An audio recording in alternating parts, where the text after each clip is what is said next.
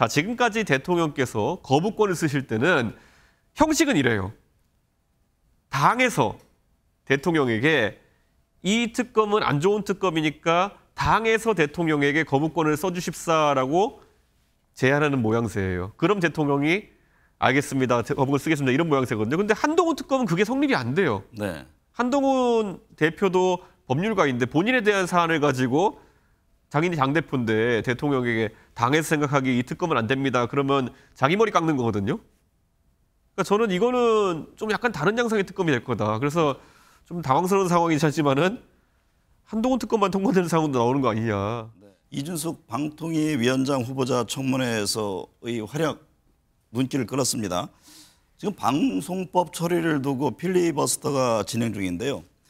상임위 참석해서 느낀 소감 먼저 들어볼까요? 우선 저희 상임위에 민주당 의원님들은 주로 이제 법인카드, 뭐 빵 사 먹기 논란에 따른 그런 도덕성 검증에 주력하신 모양새였고요. 저는 이게 결국 방송장악에 염두를 둔 인사가 아닌가 해서 결국 이준석 후보자가 만약에 위원장이 된다면은 어떤 행동을 할 것이냐 같은 것들을 주로 질의했거든요. 네. 그런데 이준석 후보자의 답변을 총평하자면은 모호한 건 사실입니다.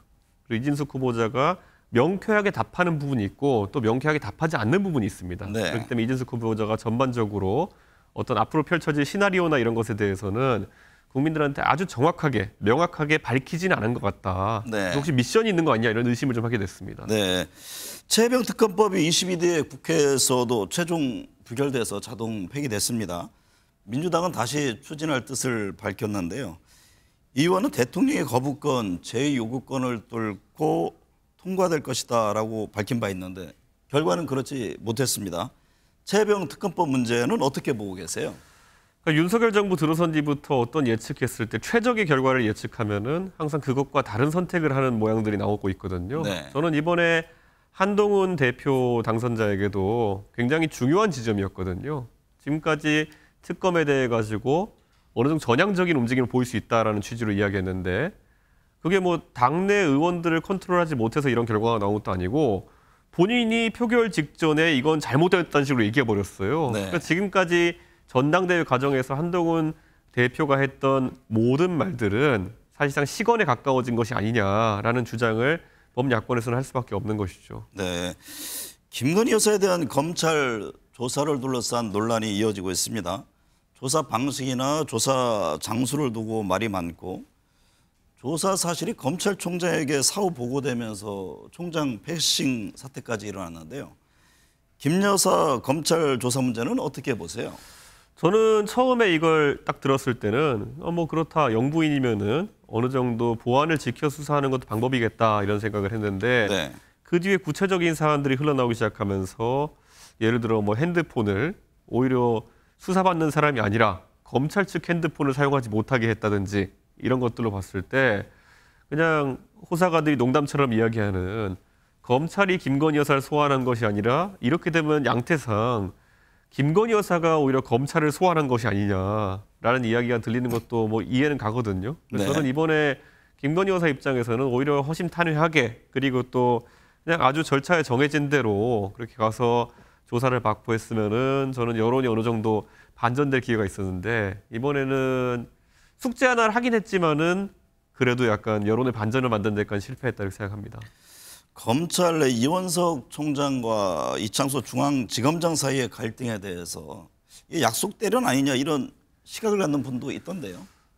이원석 총장 같은 경우에는 실제로 감찰 지시를 했고요. 그렇기 때문에 제가 봤을 때는 이 부분을 심각하게 다루려는 의도가 있는 것 같습니다.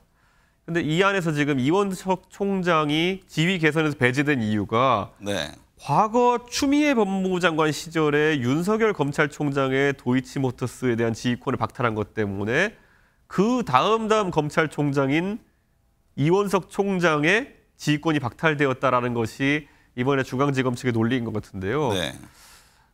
뭐 굳이 따지자면 말 되는 것 같기도 한데요. 우리 국민들이 가장 싫어하는 게 법조인들끼리 이제 자꾸 하나 가지고 서로 이런 거 다투는 이런 거거든요. 저는 지금 이거는 어떤 상황에서도 이 검찰총장의 지휘권을 복원시키지 않았던 지금까지 복원시키지 않았던 절차적인 문제도 있는 것이고 네. 두 번째로는 이런 어떤 말단의 규정을 가지고 이런 패싱을 했다는 것 자체가 길이길이 검찰 조직 내에서 갈등 요소로 남을 것 같습니다. 국민의힘 한동훈 대표 체제가 출범했습니다. 윤석열 대통령과 국민의힘 지도부, 신임 지도부죠. 삼겹살 만찬도 가졌는데요.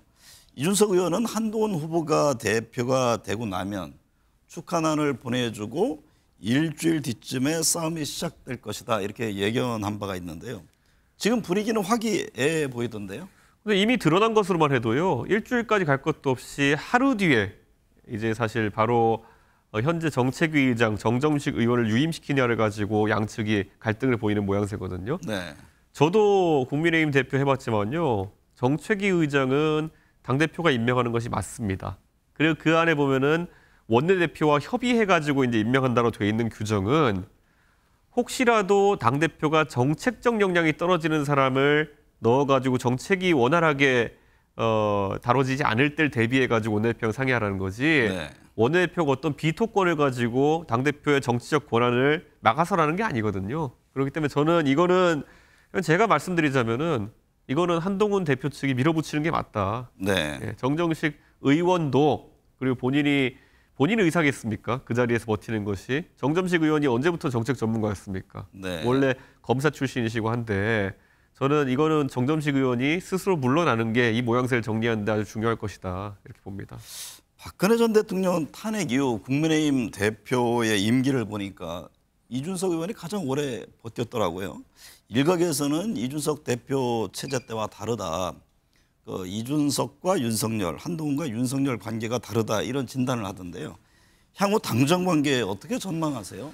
이렇게 봅니다. 제가 당대표직을 가장 오래 유지했던 이유는 제가 저에게 주어진 선거들을 다 승리로 이끌었기 때문입니다. 정당은 다른 거 없습니다. 중간고사, 기말고사가 결국 선거입니다.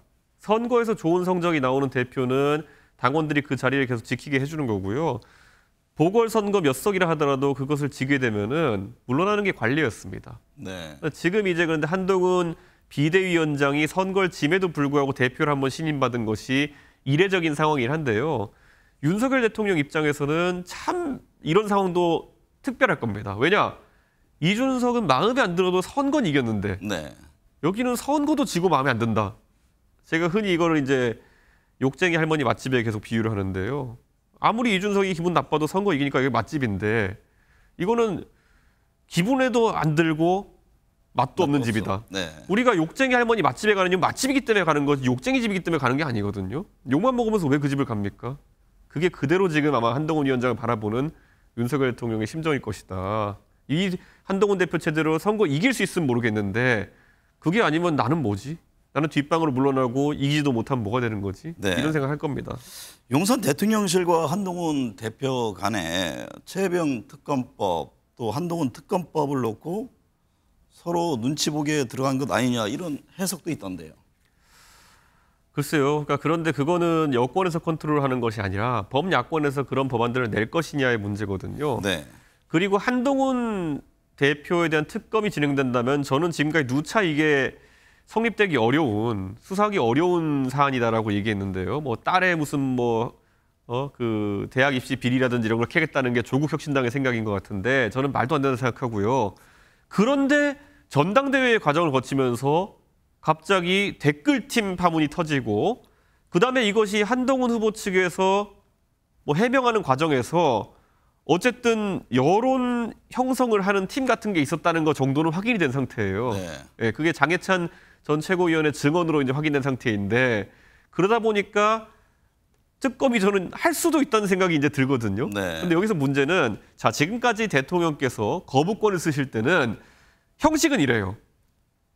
당에서 대통령에게 이 특검은 안 좋은 특검이니까 당에서 대통령에게 거부권을 써주십사라고 제안하는 모양새예요. 그럼 대통령이 알겠습니다. 거부권 쓰겠습니다. 이런 모양새거든요. 근데 한동훈 특검은 그게 성립이 안 돼요. 네. 한동훈 대표도 법률가인데 본인에 대한 사안을 가지고 자기는 당대표인데 대통령에게 당에서 생각하기 이 특검은 안 됩니다. 그러면 자기 머리 깎는 거거든요. 그러니까 저는 이거는 좀 약간 다른 양상의 특검이 될 거다. 그래서 좀 당황스러운 상황이긴 하지만은 한동훈 특검만 통과되는 상황도 나오는 거 아니냐. 네. 이런 호사가들의 얘기가 나오고 있습니다. 만에 하나 한동훈 특검법이 발의가 된다면 이 대표는 어떤 입장을 취할 계획이세요? 저는 우선 특검법이 아직 서관이 안 됐기 때문에 네. 뭐 조국 혁신당 측과는 가끔 얘기를 합니다만은 지금까지 내용이 좀 부실했던 게 사실입니다. 네. 왜냐 조국 대표는 지금까지 자식 수사나 이런 거 연주화에 대해서 부정적인 입장을 밝히신 적이 몇 번 있는데 거꾸로 한동훈 대표의 딸에 대해 가지고 수사해야 된다. 뭐 이런 것들이 제가 봤을 때는 논리적으로 안 맞는다 생각해서 제가 몇 번 공개적으로 지적한 적이 있거든요. 근데 만약에 이게 그걸 넘어가지고 법무부 장관 시절에 여론 조성팀 또는 여론 뭐 이런 다루는 팀을 운영했다 이런 거 그리고 거기에 네. 만약에 장해찬 전 최고의 증언처럼 공무원이 혹시 참여했을 가능성이 있다. 그러면 이거는 심각한 의혹으로 격상되는 것이죠. 네. 이 의원은 한동훈 대표에 대해서 10월 위기설을 예고한 바 있습니다. 10월에 있을 보궐선거 결과에 따라 입지가 달라질 것이다라는 전망인데요. 반대로 성적이 좋으면 한동훈 체제는 더 탄탄해지는 겁니까? 당연하죠. 그 윤석열 대통령의 그런 어떤 실정이라고 해야 될까요? 이런 것을 딛고 한동훈 대표가 미래 권력으로서 새로운 모습을 보여가지고 만약에 선거를 이긴다? 이거는 완전히 이명박 정부 시절에 다소 이명박 정부가 침체기 갔을 때 박근혜 대통령이 치고 난 거랑 비슷한 모습이죠. 네. 그게 가능하다면은 당연히 차기 주자로 우딱 서게 되는 것이겠죠. 네. 예. 한동훈 대표에 대한 평가가 궁금합니다. 정치 입문 7개월여 만에 여당 대표가 됐는데 범보수 진영 내 차기 대선 주자로서 이 의원과는 경쟁 관계인가요? 저의 대체제가 될 수는 없습니다. 어떤 영역에서는. 네. 그렇기 때문에 서로 다른 영역에서 뭐 강점이 있다든지 이렇게 하는 관계일 텐데요. 한동훈 대표가 지금까지는 사실 이미지 정치를 한 게 사실이거든요. 그리고 그 이미지 정치로 매우 중요한 선거에 장수로 나섰다가 대패한 것도 사실이거든요. 네. 그럼 이제부터는 실질적인 정치를 어떻게 하냐의 문제거든요. 더 이상 이제 뭐 던킨 도너츠 들고 무슨 닭 들고 사진 찍고 뭐 이런 거 갖고 안 되는 상황이거든요. 선거 때는 시장 같은 데 가면요. 알아서 당협에서 동원하니까 빨간 옷 입은 사람들 모이고 그러죠. 지금은 선거도 없지. 그다음에 지금 당대표가 원내도 아니지 이러다 보니까 당장 하루 떼거리 하는 게 힘든 상황이 올 거예요. 지금 당장 당선되고 나가지고 솔직히 별로 뉴스가 없잖아요. 지금. 네. 새로울 만한 뉴스들이. 그래서 아마 한동훈 대표 입장에서는 치고 나가는 게 굉장히 관건이 될 것이다. 이 의원은 극한 대립과 생산성 없는 네. 정치하지 말고 임기단축 개헌을 하자고 제안했습니다. 이에 대해서 여권은 그냥 사임시키자 하지 그러냐며 비판했는데요. 임기단축 개헌론을 주창한 배경은 어떤 겁니까? 실제로 저는 예전에 박근혜 대통령이 탄핵이 되었을 때도 제 기준은 하나였습니다. 박근혜 대통령이 그 당시 시점에서 여러 가지 의혹을 딛고 남은 임기 1년을 정상적으로 수행할 수 있겠느냐에 대해서 저는 어렵다고 봤습니다. 그때. 네. 예, 그 전에 4년 동안 누적된 모순이나 이런 것 때문에 어렵다 봤고 지금은 그런데 윤석열 정부에 있어서 그 시기가 좀 더 빠를 수도 있겠다는 생각을 하게 된 겁니다. 근데 제 입장에 봤을 때는 박근혜 대통령 그 당시에 탄핵되었을 때 그럼 그 다음에 그게 질서 있는 다음 단계의 준비가 되었느냐 그렇지 않거든요. 탄핵을 통해 가지고 갑자기 별안간 대통령직이 날아가고 원하니까 2개월 내로 사실상 보궐을 비슷한 성격의 대선을 치러야 되는 상황이었고 네. 문재인 대통령도 집권하시자마자 인수위가 없는 상황을 집권하다 보니까 굉장히 혼란스러웠습니다. 그래서 저는 야권이 준비해야 될 거는 결국에는 이게 왜 자꾸 이런 일이 반복되느냐. 구조적인 모순이 존재한다는 걸 이제 정치권이 받아들여야 됩니다. 네. 그래서 저는 여권에서 생각해 봐야 되는 것이 어쩌면 이게 박근혜 대통령 개인의 윤석열 대통령 개인의 심각한 문제가 아니었을 수도 있습니다.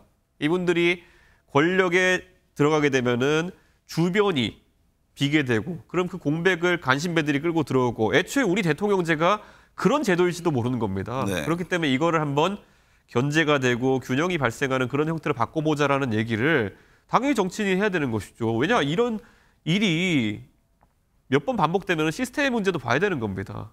예.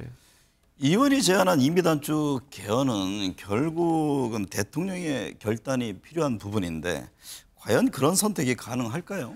저는 이렇게 생각합니다. 87년도를 되돌아보면요. 더 어쩌면 강한 권력을 휘두르려고 했던 전두환 대통령도 네. 결국에는 불가항력이었습니다. 저는 윤석열 대통령은 아니, 전두환 대통령처럼 독재를 한 것도 아니고 다만 지금 본인이 대통령직을 해봤을 때 내가 봤을 때는 내 임기를 조금 희생해서라도 다시는 이런 어떤 극한 대립이 반복되지 않도록 내 역할을 해야겠다 그러면요. 저만 해도 윤석열 대통령의 그런 어떤 희생적인 자세에 대해 칭찬할 겁니다. 그거는. 네, 지금까지 그런 결단이 쉽지 않다고 사람들이 생각하는 만큼 네. 그 결단을 하게 되면 대단한 겁니다. 그거는. 네. 최근 집값이 크게 오르고 있습니다. 유승민 전 의원은 집값 급등을 막아내지 못하면 윤 정권은 무너질 수 있다 이런 경고도 했는데요. 세금 정책과 관련해서 정부는 상속세 완화안을 내놓은 바 있고 지금 종합부동산세 또 금융투자소득세 세제 정책을 놓고 정치권에서 지금 갑론을박입니다. 부동산 시장이라든가 세금 문제 등 경제를 바라보는 시각이 궁금합니다. 저는 금투세 문제 같은 경우에는 지금 자산소득을 거의 갖기 어려운 네. 그런 젊은 세대에 있어가지고 굉장히 충격으로 다가오는 것이고요. 그러다 보니까 영원히 이 경제적 계급을 뛰어넘지 못하게 하는 그런 세금이 되지 않을까라는 우려가 있습니다. 그렇기 때문에 저는 지금보다도 훨씬 더 점진적 시행의 형태를 취하는 것이 옳다. 저는 이런 생각을 하고요. 세율을 단계별로 조정해 나가면서 올리는 것이 가능할 것이다 이렇게 보고 부동산은 양날의 검이긴 하지만요. 지금 부동산 가액 자체도 문제지만은 네. 더 큰 문제는 결국 빚내서 집 산 젊은 세대가 상당한 레버리지를 끼고 집을 산 상태인데 집값이 내려도 깡통이 되는 것이요. 거기에 더해서 최근에 이자 부담이 거의 2배씩 늘었습니다. 그러다 보니까 가처분 소득이 거의 지금 과거에 비해 가지고 집을 갖고 있는 사람들이 100만 원씩 떨어지고 이런 부분도 있어요. 저는 그렇다고 한다면은 이자율 관리를 오히려 더 잘해야 되는 것이다 지금. 네. 그런 생각, 그게 젊은 세대가 더 중요하게 생각하는 부분이다 이렇게 봅니다.